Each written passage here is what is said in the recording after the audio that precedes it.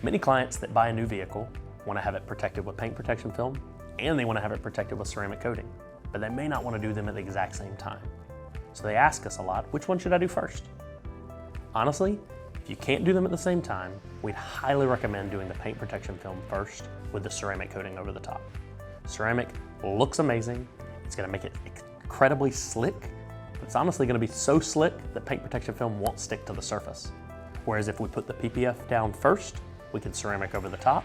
So now you have the protection of the paint protection film and the slick hydrophobic qualities of the ceramic to where now your car is protected and looks amazing. If you have any questions, or if you want to talk through your budget or figure out the schedule that works best for you, feel free to swing by one of our shops.